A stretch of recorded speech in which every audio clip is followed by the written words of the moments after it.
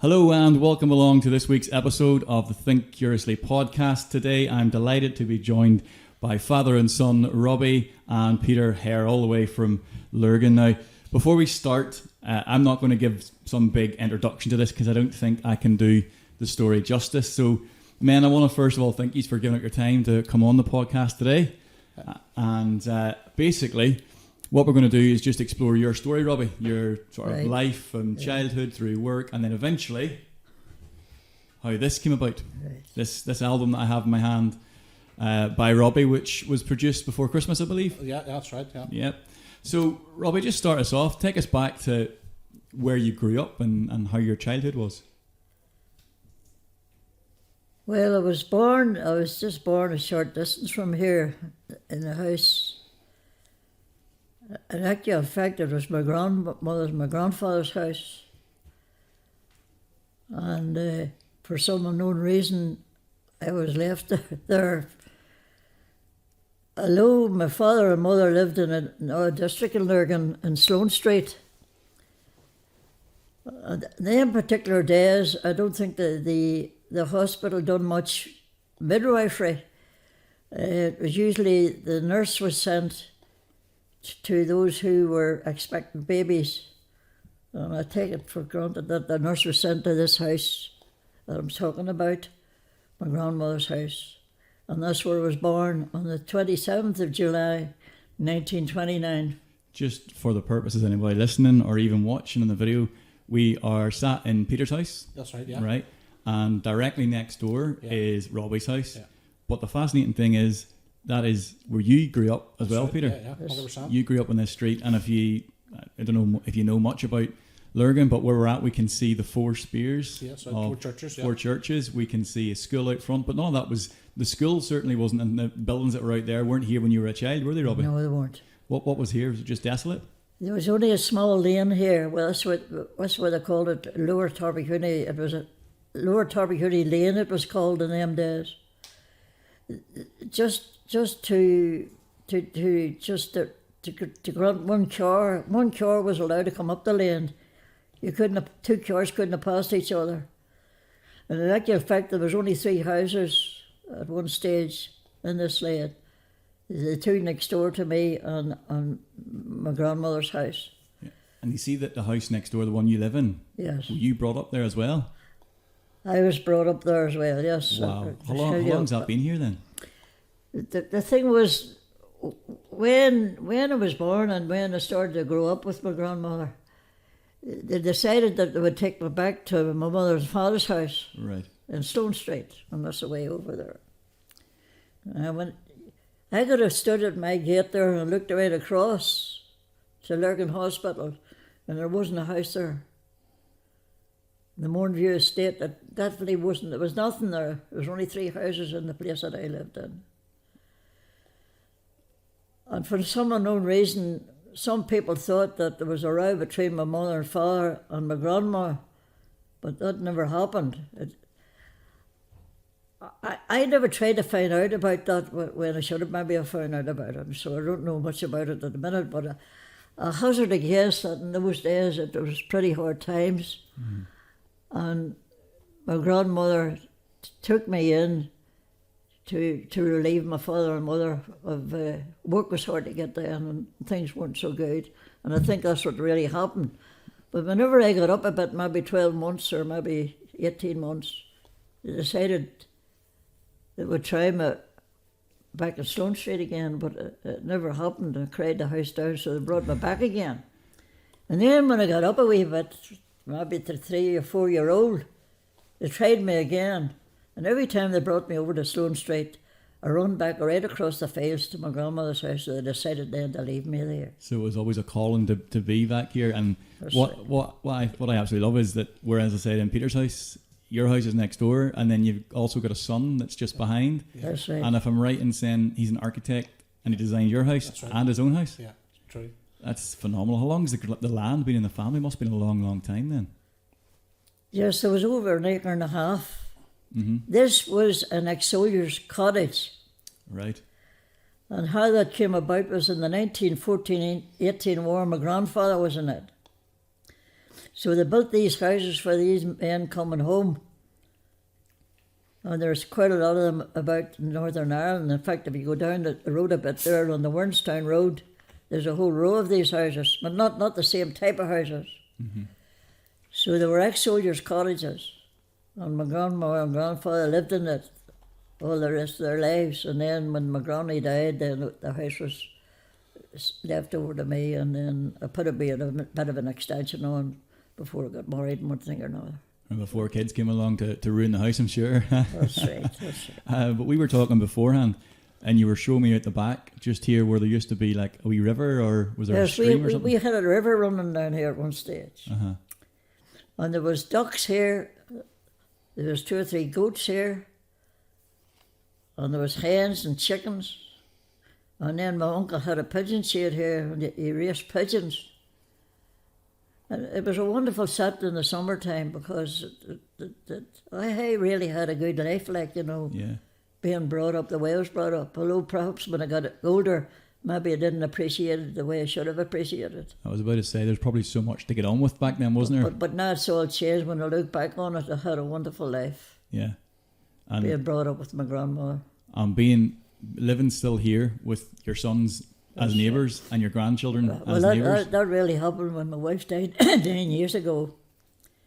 The 2 boys decided to sell their homes, which were beautiful homes. And then the architect boy decided that they'd build 2 houses here to be near me. I think that's lovely. I'd like to say at this stage that my 2 sons have been really fantastic. They've really been good to me, and so has their wives. Yeah, I know Peter through football, obviously, and we connected through Facebook and things, and I've done a bit of coaching and whatever else with Peter. But that's the one thing that draws you to it is on your Facebook, Peter. You see there's a connection. Like it looks like nobody can see what happened beforehand, but it just felt like 2 old friends speaking. It didn't feel like mum or son and dad. It was just like friendship, really. That's right.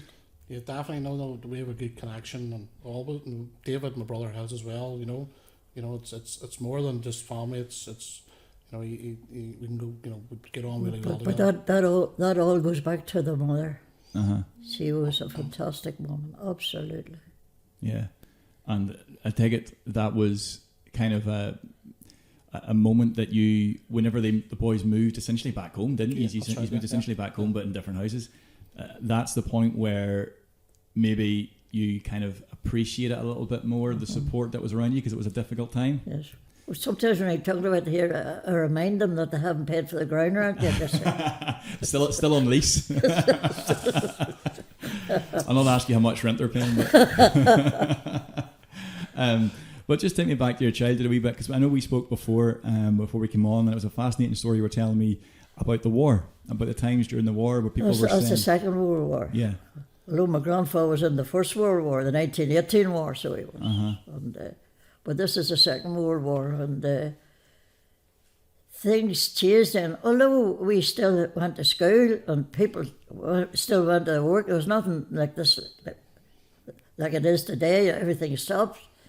People just went and done the things that they used to do, because probably the war was going on somewhere else. It wasn't actually here the way this academic is at the minute. Yeah. But in those days, there was restrictions. You couldn't have lit your lights or anything at night there, because the bombers were flying over you, you see. I never realised that until recently. It just came to me.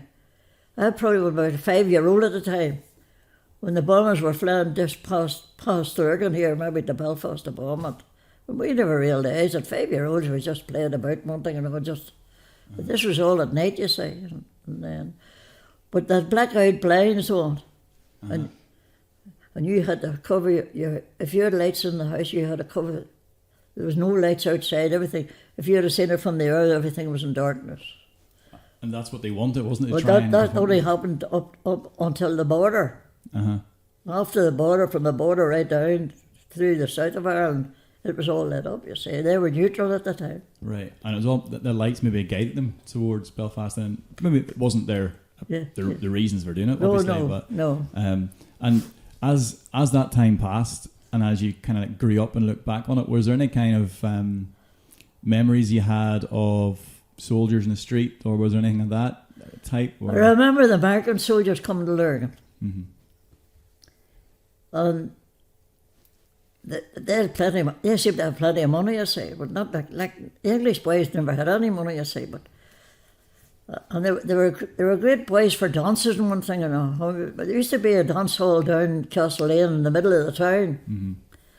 and that's where they frequented every Saturday night in the dance halls. And they had plenty of cigarettes to give away, plenty of sweets too. The youngsters used to go around them in droves to get sweets off them. I remember the Americans here, so would I. Did they take all your girls? Did the what? Take all your girls? Did you have to fight for your girls? Well, they probably did take a few girls with them, but they were stationed in Brownlow House. That's the big place for the Orange Order and all stay, and that's where they were stationed Right. at that particular time. But then they would have travelled from there down to Aldergrove, and then they were probably nearly all Air Force men because some of their planes was in Aldergrove, you see. And Right. but we never thought much of it. Like we just passed the time of day with It's them just the way it sometimes, was. and they just went on about their life. Like you know. I didn't obviously live through any of that. I mean, No. but I remember whenever I was growing up in Harper's Hill in Coleraine, and we would just see the odd like police patrol van or something. It wasn't anything crazy, but I remember waking up one night in the back garden, and I wasn't actually waking up in the back garden. I woke up and looked out the window at the back garden, and I remember seeing two army men in our backyard. One with the big communications pack with a big aerial in the back. But like when you're that young, you kind of go, "Did that really happen? Was that just a dream?" Like you know. And then I asked my mum and dad, and they're like, "I know that did happen at that stage." I'll tell you another thing happened where the school was concerned. They decided to bring all the children out of Belfast. Belfast was getting bombed, you see. And the people here took it into their... to take these children into their homes. And I went to King's Park School at the time. And some of my friends were the boys from Belfast. They stayed here for maybe 2 years, 2.5 or 3 years until the war was over. Then they went back to their own people again. But there was hundreds of schoolboys, girls, in different homes all over the district here that were going to school here. I remember that. Did so in terms of friendship wise, whenever you were younger, with Oh, friends I and stuff, definitely. The boys we kept friendship up for a good while. Like, so and do you have any friends at the minute that you knew from back then, or no? They're all gone now. they're all gone? So you're the surviving member in many ways. You're carrying the flag. But just if we move it slightly on a wee bit, then if you think about what it must have been like to live through that and then eventually find your feet and go into work. Because we spoke very briefly before we come on there about what you used to do as was it a transport manager or something along those lines? Well, you see, that wasn't the first job that I had. I actually had a job in Lisbon in an aircraft factory. Right. And for some unknown reason, what they were making was cans for milk. It was nothing to do with aircraft or the department that I was in. Disguise. I didn't stay there for too long because it meant travelling up and down to Lisbon. And then I got a job in a weaving factory on Lurgan, down in the other part of the town. And I stayed there for a while, and then this other job came up. And I took it. And I've been with this firm, I have been for over 50 years with them. And I ended up as transport now, but I didn't start at that. Mm-hmm. They actually started on the continental shifts, which I didn't like at all. Aye. It was 8 to 4, 4 to 12, and 12 to 8 was a real... And you didn't really know what you were going to be doing from week to week? That is right. But through the years, and I ended up with a good job, a day job, and I probably really enjoyed myself. And But one thing came out of it, and I had many Roman Catholic friends whom I worked with, and to this day I still keep in contact with them. Uh-huh. And some of them come up to see me. And I had some wonderful friends. Some have gone too, and I've been at all their funerals. And recently, one of the boys' wives died there, and I couldn't get to the funeral, of course, but I ring him nearly every other day to say that he's all right. Had some wonderful friends down on the other end of the town. Yeah. And I'd like people to know that, because even during the Troubles, they even looked after me. Like, we would have went down to that factory sometimes on the night shift when the snipers would have been on the roof. It was unbelievable, like, but them boys seen that I got home all right.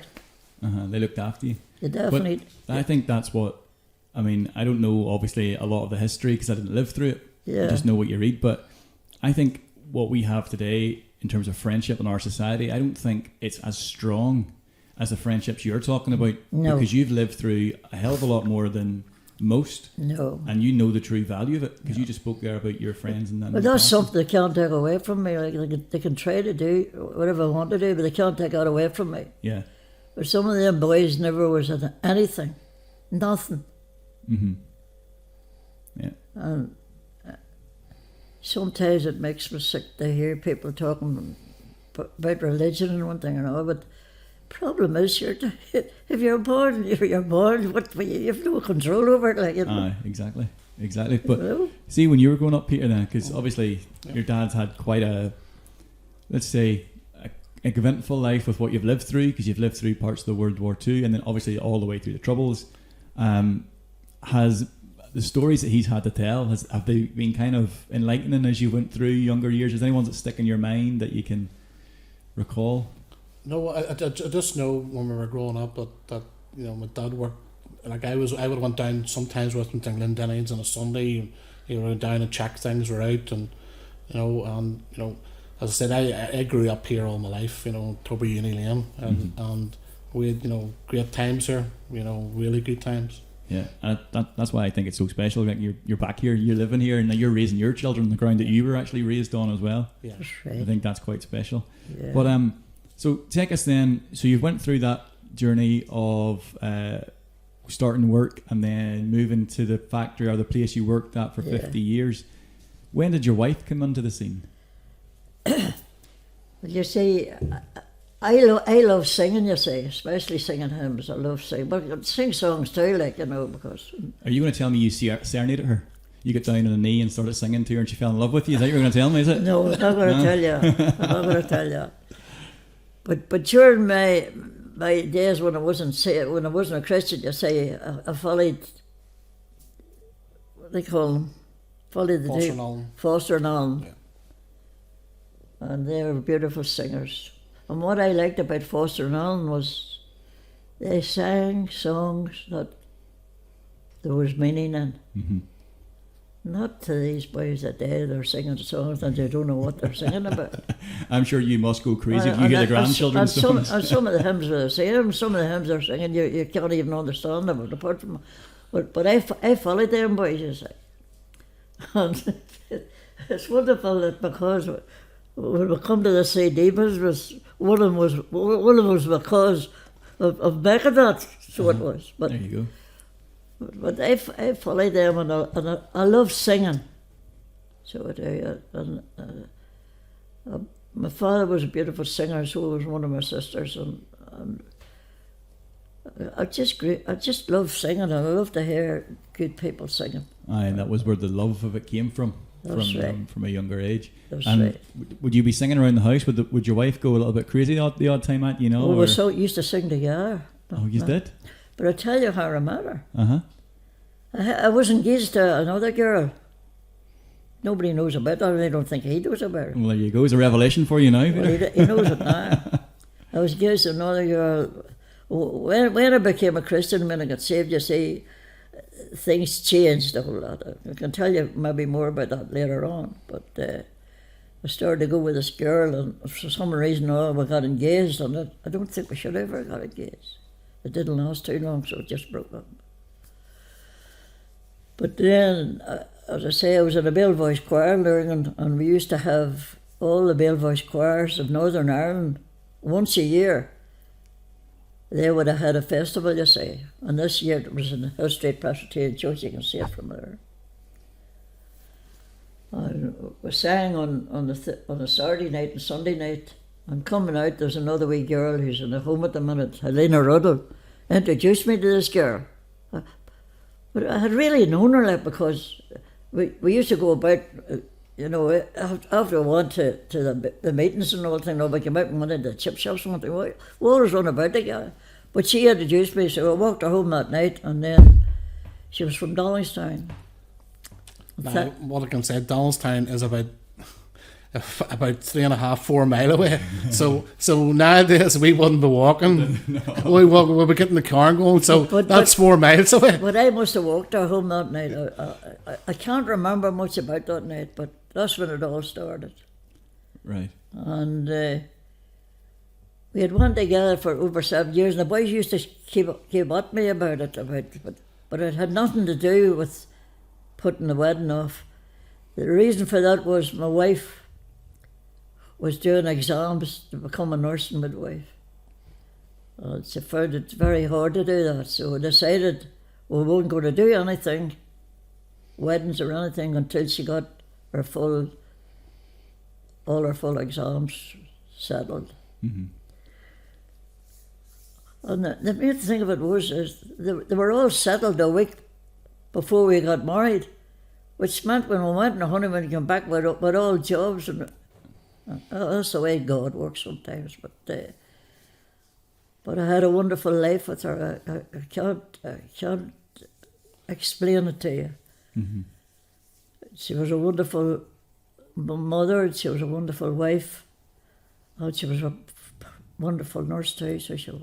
And I'm sure that she would be absolutely ecstatic the fact that you've done what you've done with your album, and you're still enjoying your singing as well. And what was your favourite song? You said you sung together. So what was your favourite song to sing together? Is there one particular, or did you do a number? A song? Aye. All the Years of My Life was my favourite song, wasn't it? There you go. Foster Nolan sang that. Mm-hmm. I will love you all the years of my life. And I'm sure you can probably recite it word for word still. Huh? Well, I can't. That's one thing about me. I can't understand how these boys get up and sing hymns and songs after songs after songs. And I have to have the words in front of it. Well, I actually think that says a lot about your talent, because if I was reading something and trying to sing it, I'd probably sing it as I was reading it. Do you know what I mean? It wouldn't sound as if I was singing at all. But no, I think that is a fascinating insight, because you don't hear those stories. You don't hear about people's wonderful past, stories, wonderful life, holidays, and everything. Uh-huh. Of course, I have to state this, that the Lord was in everything in my life and her life. Uh-huh.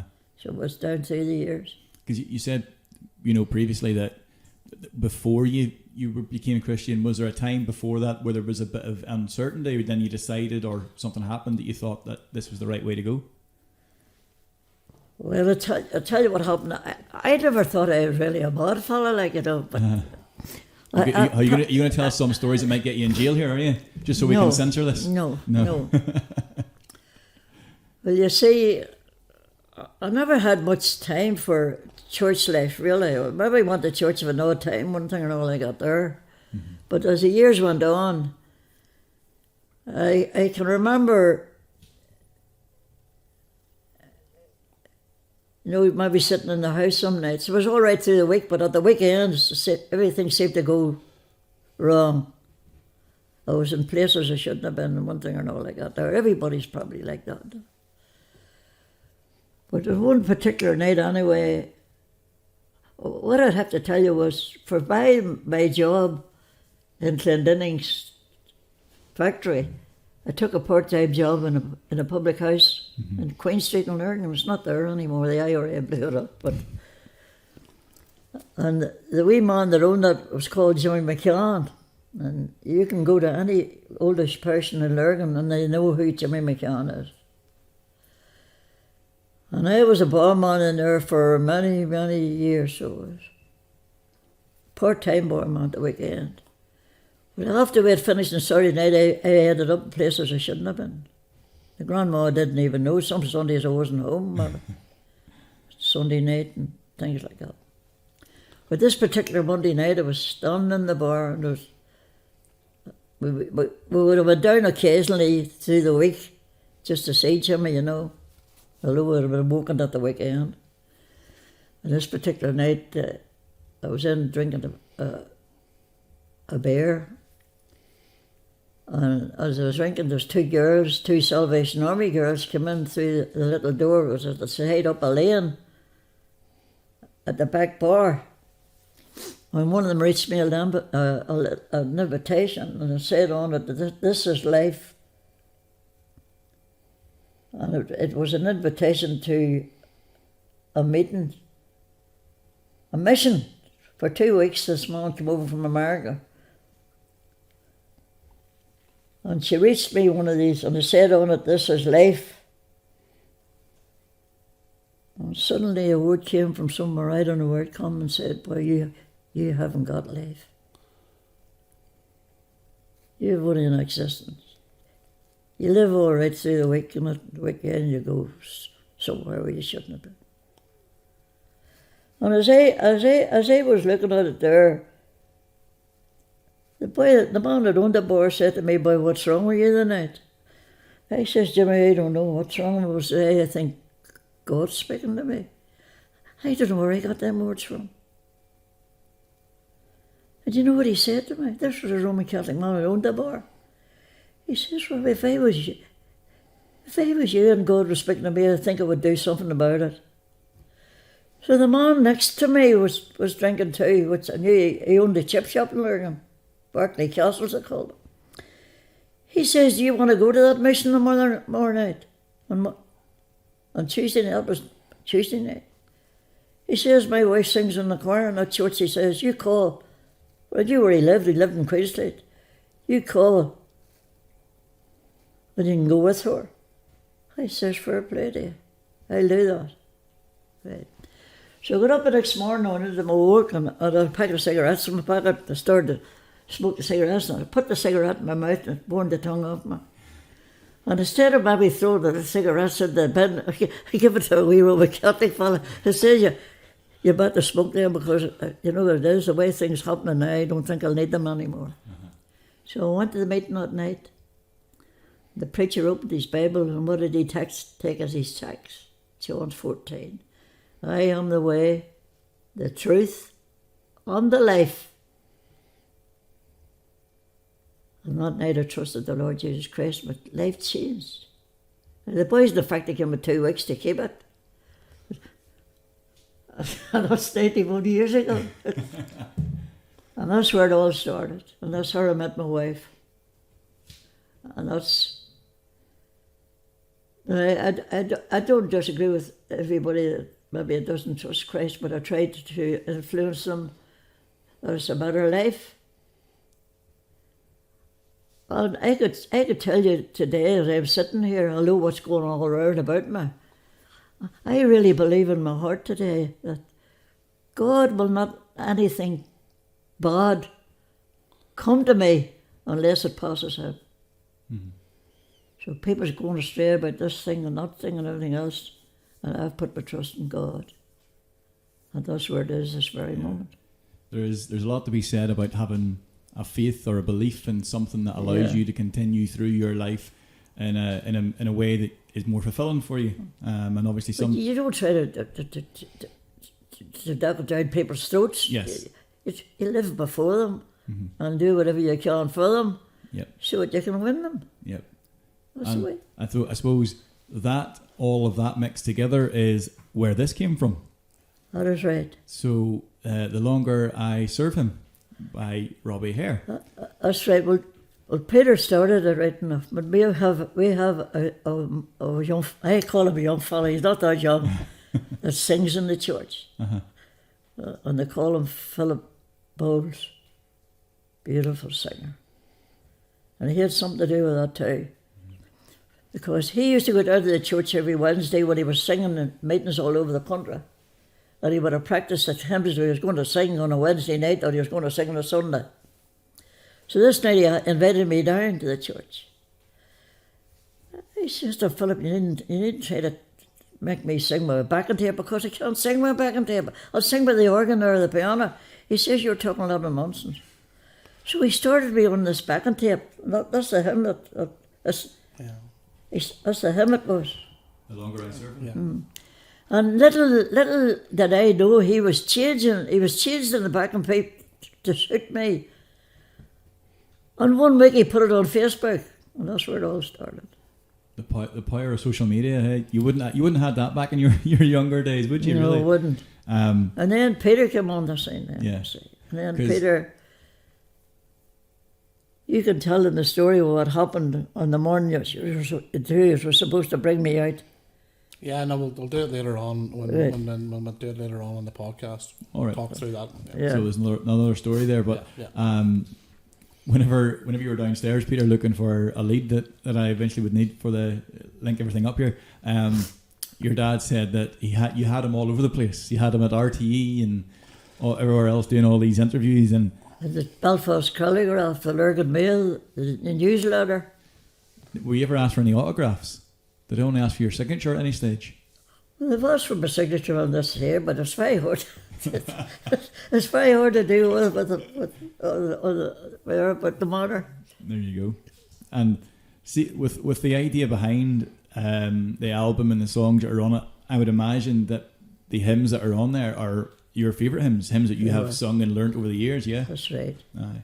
And is there any one that sticks out? You know, you said The Longer I Serve Him is the one that maybe got you towards doing the album. The last hymn and that sticks out because it involves a wee organist that used to play in the church. He was only around about 50, I think, when he died. Beautiful musician, absolutely fantastic, and a beautiful fella. Helped me nearly all the time he was in the church. He helped me to sing right, you see, this fella. And this particular Sunday night, I looked at him. I always done the choruses, you see, in the church for years, right down through the years.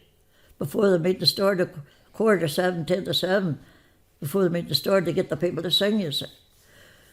And this particular Sunday night, I noticed that he couldn't get his left foot down onto the organ. I was sitting in behind him. Little did I know it was the last night I'd ever see him. Wonderful fella. And I remember that night I said, "Cheerio, Tim, I'll see you on Tuesday night at the Bible class." And it came to Monday morning, the pastor rang me and said that he had died in the Royal Victoria Hospital that night. Mm-hmm. And that's the song that I've dedicated to him, that last one. Always there for me. I would only have sang the choruses in the church, but there's 2 verses and all that now. So that's the one that really sticks with you and resonates with you. That's right. So getting it all together, Peter, you've kind of been the brains behind the operation. Oops. Manager. I've been the manager. I've been the promoter. I've been the salesperson. I think I've been everything. But no, really enjoyed it. Yeah. Yeah. And obviously, living through this age of technology and Facebook, you know the power of it and you know how it can spread. Well, in a case like that there, where my dad started off with Philip Bowles doing the wee one online, it hit something in the region of 7,000 people. Wow. And it just went viral. And I mean, and people were just liking it, and again he done another one, and then what happened was through the COVID thing, my dad couldn't get into church. So I said to him, "Dad, would you like to do something?" Because my dad loves doing the community singing on a Sunday night. And everybody loves him for it, you know. And that means a young person, older person. He just has that way about him. And I says, "Right, Dad, what we'll do is I'll video it. I'll put it up on Facebook, and we'll do these every Sunday night." So every Sunday night he was getting 2,000 hits. You know, people, because his old hymns, people were missing it from the church. And it went viral too, and a lot of them started joking about it. When's your album coming out? You know, so, and you know, there's one special, Beverly Emerson, actually, she was joking, but she meant it, you know. And so then we thought about it, and then, as I said, then it came on to, Dad was 91 there in July, and Connor Phillips show was doing things for people, you know, on a Friday. He did a special thing on a Friday, which, you know, surprising them and what done. And then I wrote an email in them telling them that it was Dad's 91st birthday and he's been doing this and the hits he was getting. So he contacted me up. He says, we're good to go on this. And what we'll do is we'll get Tony Allen, who lives in Lurgan here actually. He lives in Lurgan. So Tony Allen then. So I couldn't really do it at my dad's house because it's so open, as you know, next door. So we've done the David's house because he's blinds at the back in the wee garden. So what we done was we put Tony and his wife in the garden. So then Connor phoned them up, talked to them. Next minute, opened the blinds. The next minute, Tony Allen and the wife was there. So then my dad then sang a song that he loves after all these years. And then we got talking to Tony afterwards. And then I said, Tony, but my dad would love to do a CD. He says, why not go and do it? So then he put me in contact with a guy in Carryduff and set it all up. Brilliant. And it was unexpected in many ways, maybe because you said that the stuff with Facebook and it went going viral, and all of a sudden people are asking when's your album coming out, and then it comes out. But give us a little insight to the sales, because you were telling me before with the pre-sales and stuff. Yeah, pre-sales I had about over 200, and we got 500. Because sometimes when people don't know, the more you get, the cheaper it is to actually get the CD. So we're sitting at the minute, we're nearly all gone. We're thinking about 4 or 5 left, and I've ordered another 200. So that was out just the week before Christmas. So that's how many has gone so far. Tell them about the 5 pieces that went missing. Yes. So when we were making it up the first time, with a guy in Carryduff. What do they call him? So we went down there and met him, and we'd done five songs, and 2 weeks later then I got a message telling me that the whole machine crashed, everything gone. Oh. Right? So then he put in contact with Fourth Man Studios in Tandragee, and that's when they had done it. And I tell you the truth, I think it was a blessing in disguise, because my dad knew him. I think my dad taught him in Sunday school.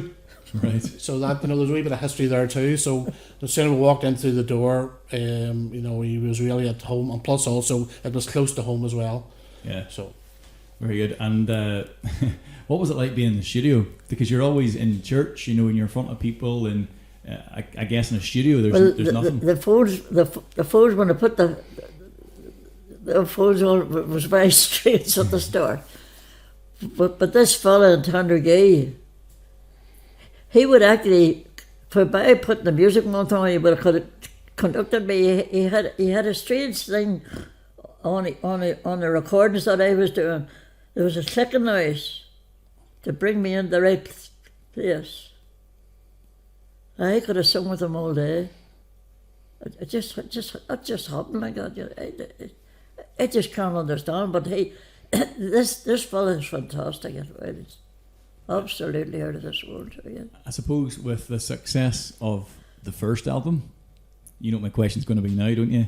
Is there a second album in the pipeline? I'd love to do a second. They have, him and Bowles and these people have strange things in the oven. But I'd love to do a second CD next Christmas, but they're made of something else on, I don't know. Is there Peter, manager Peter, we'll call him Manager Peter, I think, will we?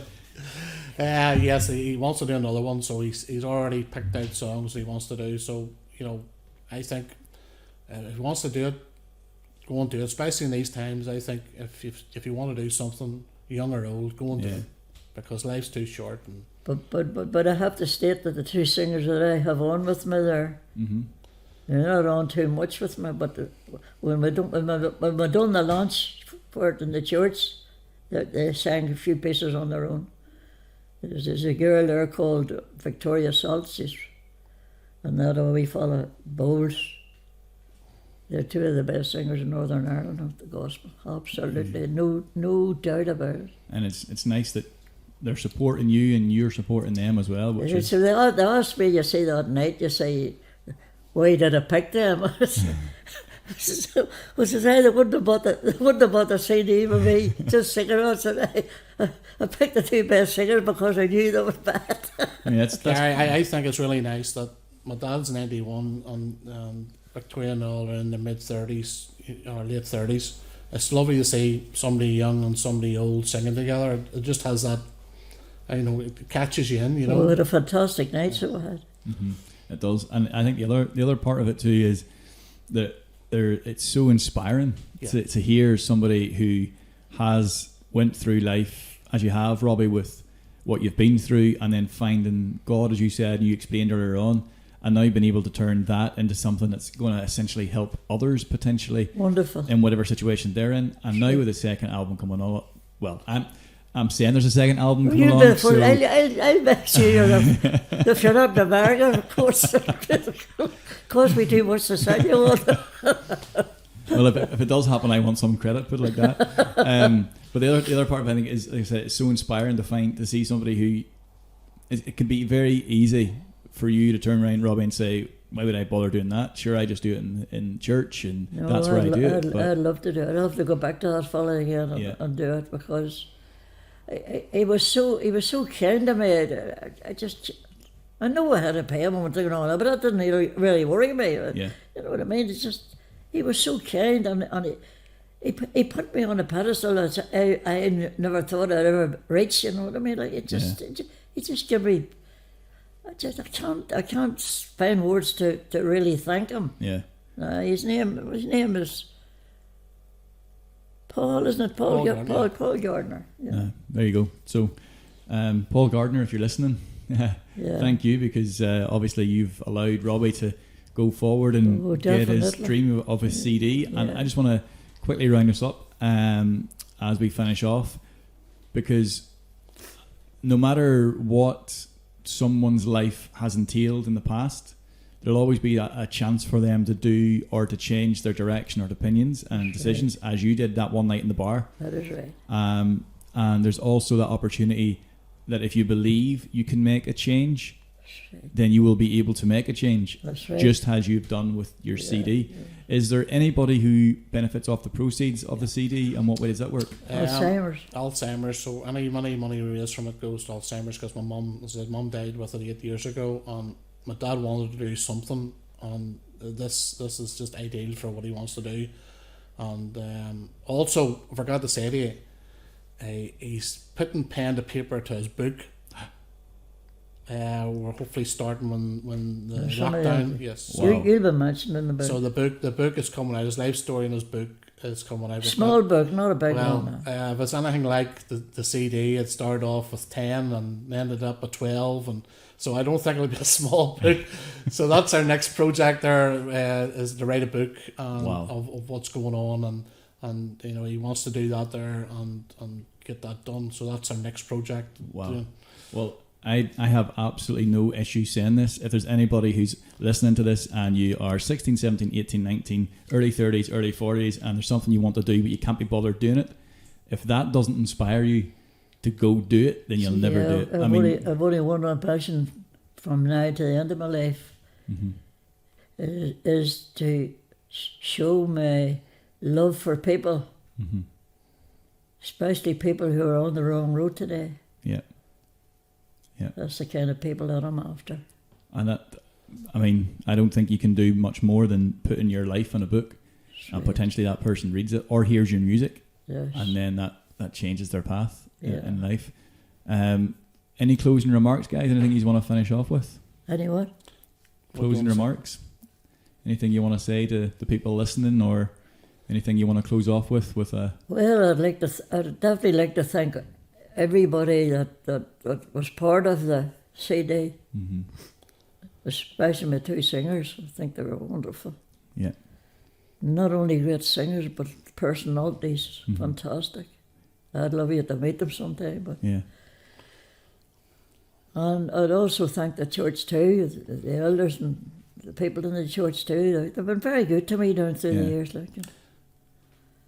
My dad has been a member, my long member in the church. 61 years. 61 years. There you go. Remember, and then a deacon of many years, about 40 something years. Over 40 years. Yeah. So it's not too many, especially in this day and age where people move churches, and where my dad has stuck to one church for 61 years. You don't get that. No, you definitely don't. You don't get that kind of loyalty anymore. No, I think. You don't. No. And I just want to thank you for sharing your story and inviting me up.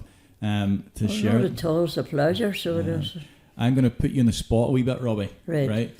Is there anything that throughout your life experience, if somebody came to you and said, tell me one life lesson, one thing that you've learnt through your life that you would like others to know, would you have one?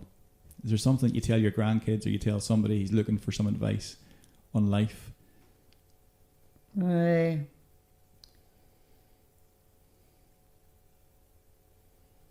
don't think I should say much more than what I've already said, but as I said before, I like to go out to help people, and my ambition in life is to help them so much that they'll go the right road instead of the wrong road. Yeah.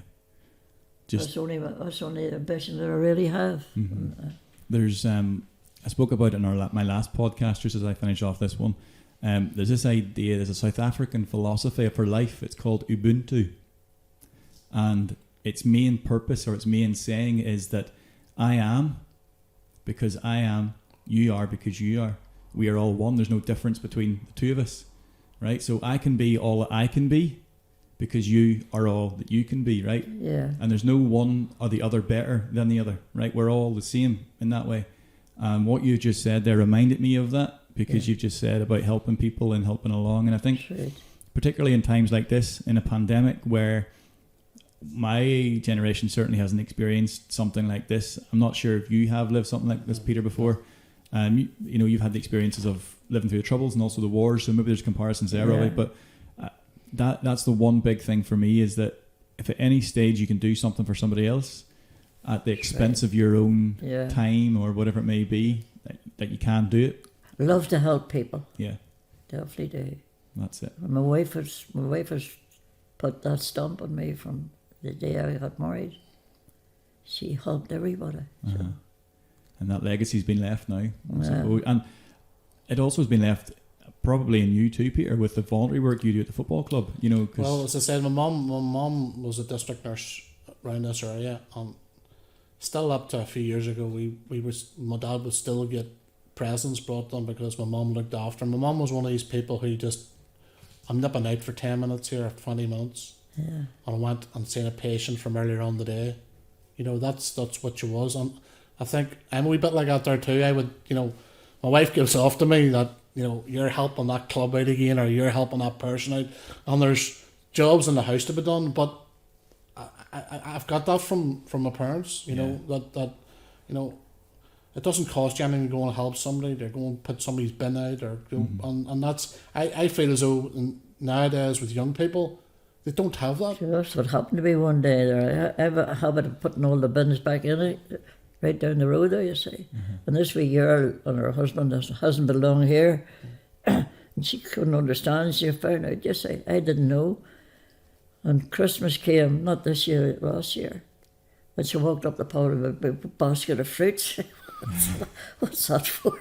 She says, you put my bins in every Thursday. There you go. That's community for you as well, isn't it? That's lovely. Dear me. So I'll just wrap up like I said earlier on. So I thank you for sharing it, and I thank Peter for the invite. And hopefully when people hear this, if they want to get in touch, I'll maybe include some of the contact details in the show notes, which will be aside when people can download it and can listen to it. And potentially when we get it edited, we might also put it in video form up on YouTube for people to watch as well. And they can get in contact with you and look for hopefully purchasing some of your CDs as well. Definitely. As I said, I've ordered another 200 there, and the more we sell, the more it goes to Alzheimer's, and that's what we want. The more money can goes to them, the better.